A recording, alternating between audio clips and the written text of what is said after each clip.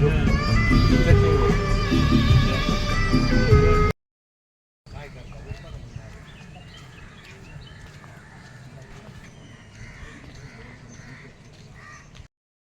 मित्रांनो, मी आता आलो आहे कलिंगूड बीचवर आणि तुम्हाला सुरुवातीचं बीच दाखवलंच असेल, ते बीच करून आम्ही कलिंगूड बीचवर आलो आहे.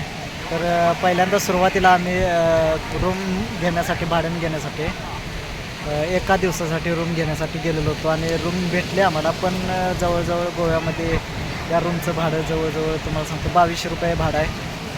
8 मेंबर आहेत आणि 8 मेंबरचं भाडंही 200 रुपये ठरवण्यात आलं आणि 200 रुपये आम्ही देऊन, म्हणजे 2200 रुपये ठरवण्यात आलं. 2200 रुपये आम्ही हे केलेलं आहे, म्हणजे ठरवलेलं आहे भाडं.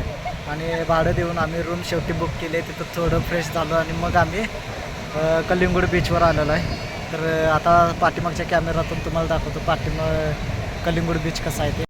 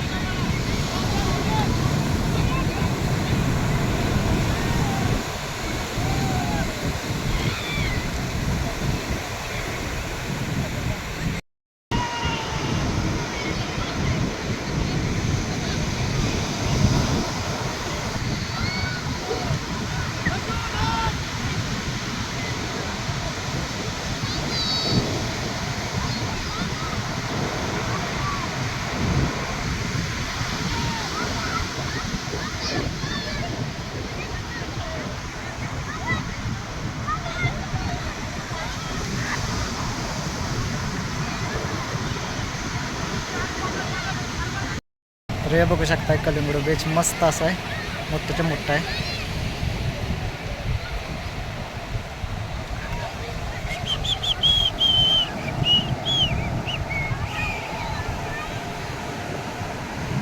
त्या साईडला रूम देखील आहेत, म्हणजे फॉरेनरसाठी रूम तिथं बांधण्यात आलेलं आहे. ते सोय पण नाश्त्याची वगैरे करण्यात आहे.